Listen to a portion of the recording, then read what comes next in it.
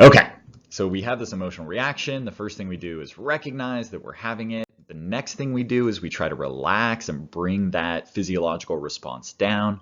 Once we've gotten that kind of initial, really powerful physiological response, once we've brought that down a little bit, the next thing we want to do is distract ourselves from the emotion.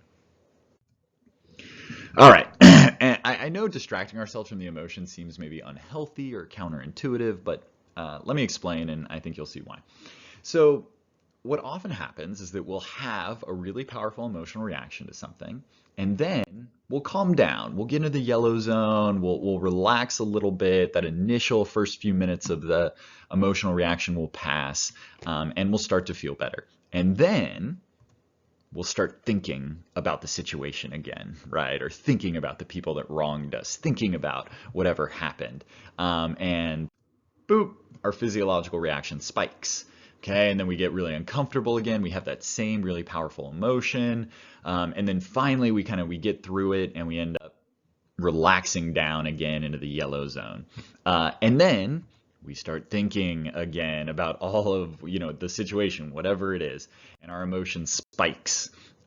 And this happens over and over and over, right? Where we don't allow ourselves to fully relax. That every time we start to relax a little bit, we just turn over in our head whatever just happened, and we cause ourselves to get emotional again and again and again. And we get in this cycle where we're never able to fully go back down to baseline, and it's exhausting. It's a really unpleasant and exhausting cycle to be in.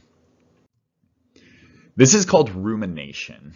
Rumination is when you're thinking about something over and over and over again.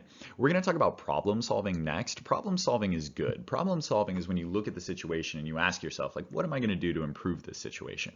Rumination is when you're just thinking about it for the sake of doing it. And we all do this, right? We'll be taking a shower and we'll be replaying an argument in our head in the shower, just like over and over again, and changing what we say, like, oh, this would have been a slightly better comeback. This would have been slightly more like powerful, or whatever it is. And we'll just go over the conversation over and over and over again.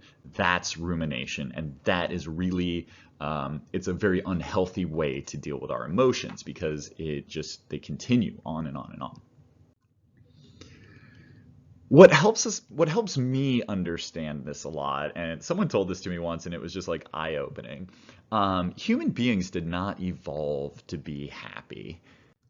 We evolved to want to be happy, and there is a big difference that we actually, as a species, we don't particularly like being happy. We're always chasing after happiness, but we don't like to catch it and sit inside that happiness.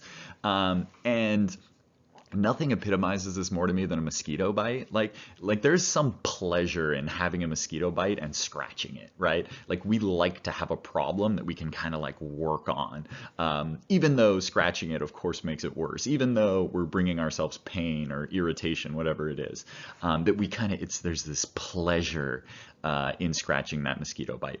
That is the exact same thing that rumination is. Rumination is scratching the emotional mosquito bite. And just in the same way that scratching a mosquito bite isn't good for it, ruminating is not a healthy way to deal with emotions.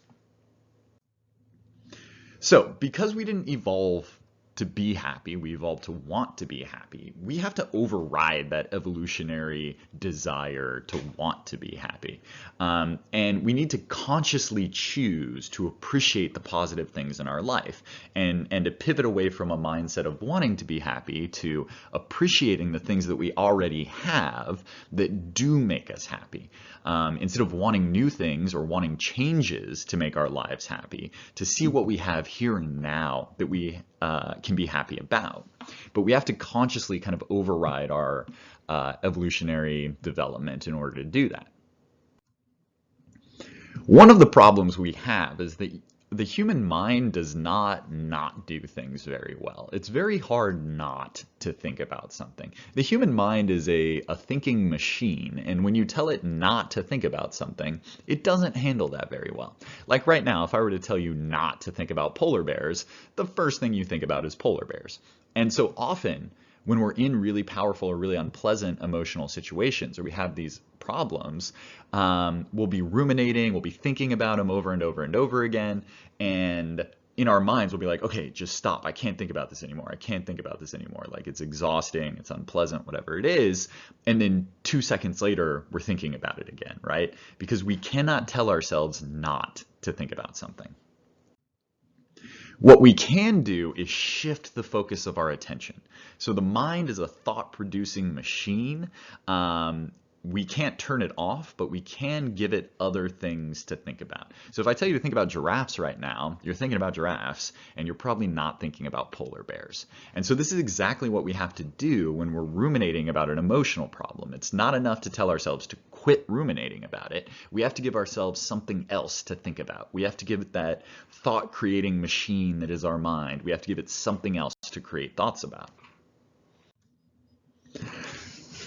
One example of this, which I think is really cool, is they've done a few studies showing that playing Tetris can reduce PTSD. And I know this seems like totally unrelated, but one of the causes of PTSD is that people just have incredibly intense memories of their traumatic experiences, and these memories bubble up in everyday life. And so they have nightmares all the time. They overreact to, noises or situations where there really isn't danger, because these memories are so intense.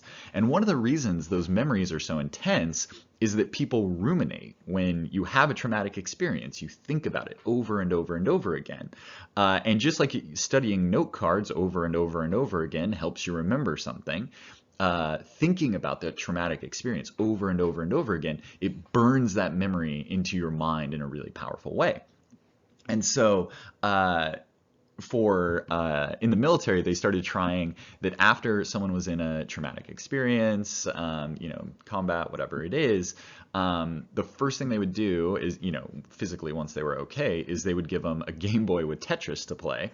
And because they were focusing on playing Tetris, because that was occupying their mind, they couldn't do this rumination. They couldn't rehearse the traumatic experience over and over and over again. And so by giving them Tetris, by taking their focus away from the traumatic experience and ruminating on it, they're able to minimize how powerful those memories are. And that helps lessen the symptoms going forward as well. So this ability to distract yourself from what you're ruminating about is really, really powerful.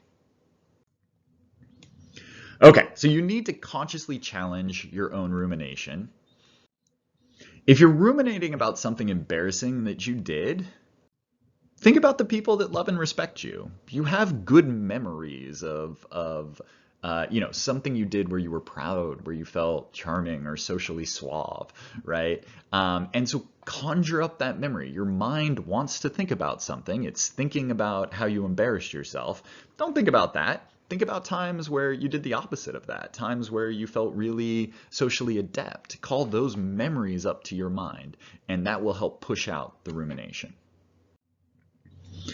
If you're ruminating about a mistake you made, say you screwed up, I do this, right? I screw up at work and I'll be trying to go to bed at night and I'm just oh God, what if my coworkers find out about that? What if my supervisor finds out about that? It's going to be the end of the world, right? Where I'm just obsessing over a mistake I made.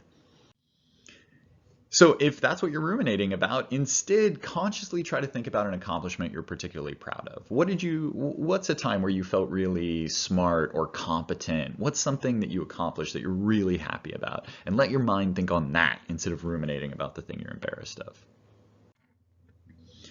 If you're ruminating about someone you're angry at, think about the quality you most appreciate about them. And this is by far the most difficult one to do. It's also one of the most powerful and effective ones to do.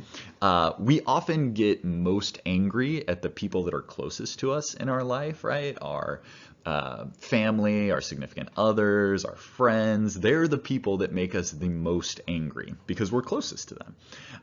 And when we're angry with our friends and family, we tend to see them in extremes, right? We see them as kind of all black or all white, where they're just these pure evil people with pure evil intentions, and they're utterly and completely wrong about whatever thing we're arguing about.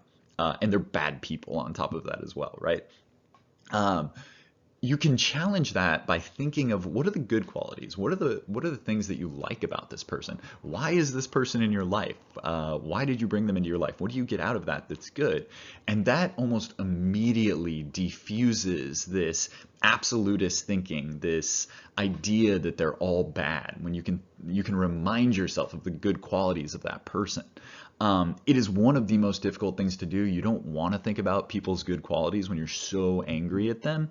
But if you can teach yourself to do that, if you can develop that level of discipline, it's one of the most effective ways to diffuse anger. And also it's really helpful for getting over and avoiding conflict, because instead of coming at people like, oh, I hate you and you're totally wrong, you're coming at people from a more balanced perspective. Like, you're a good person who did a bad thing.